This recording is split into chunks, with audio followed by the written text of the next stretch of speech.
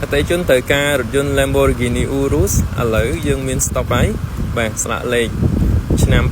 2022ឡានមួយគ្រឿងនេះ condition គឺស្អាតមួយជុំអត់មានប៉ះពាយអីទេបាទភ្ញៀវគាត់លក់ដោយសារគាត់ត្រូវវាយដូរឡានថ្មីបាទអញ្ចឹងយើងមើល condition ឡានមួយជុំបងប្អូនយ៉ាងនេះគឺស្អាតហើយអត់ចាំបាច់រៀបរាប់ពីរូបរាងទេបងប្អូនព្រោះ Lamborghini Urus ខ្ញុំជឿថាបងប្អូនឃើញច្រើនរួចហើយបាទ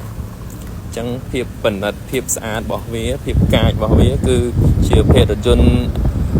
SUV ដែលកាចមែនតើបាទឥឡូវចូលទៅមើលខាងក្នុងចឹងនឹងថាតើ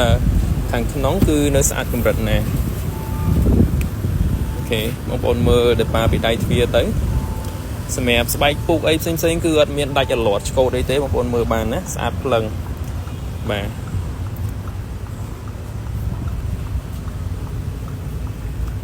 ឡានមួយគ្រឿងនេះគឺ full option មានជាមួយនឹងកៅអី massage បងប្អូនកៅអី massage head up display អីផ្សេងគឺមានមកចប់ហើយ full option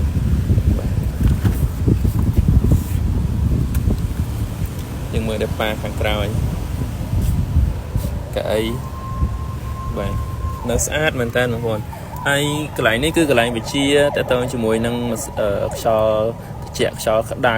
បាទកៅអីកម្ដៅកៅអីគ្រប់យ៉ាងគឺកន្លែងនេះបាទកន្លែងស្រែម៉ាស៊ីនជាក់និងស្រែខ្យល់កម្ដៅកៅអីដបូលប្រភេទដបូលបើកបាទបើកដោះខាងក្រោយ material អីខ្ញុំជឿថាអត់ចាំបាច់រៀបរាប់ជូនបងប្អូនទេដោយសារឡានមួយគ្រឿងនេះជាប្រភេទឡានមកទឹកហើយឡានដែលប្រើហើយអញ្ចឹងបងប្អូនដែលត្រូវការឡានប្រភេទស្លាកលេខបាទ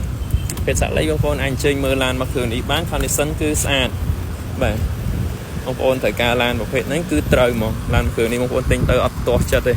បាទអរគុណបងប្អូនត្រូវការ Lamborghini Urus ឆ្នាំ2022បាទយើងទើបតែកាត់បានណាអញ្ចឹងបងប្អូនអញ្ជើញតាក់ទងមកភ្លាមហើយអាចមើលឡានមកជុំបានអញ្ចឹងដើម្បីឲ្យច្បាស់ថាតើឡានស្អាតកម្រិតណាបងប្អូនងាយសម្រេចចិត្តអរគុណបងប្អូនជួបគ្នានៅវីដេអូក្រោយ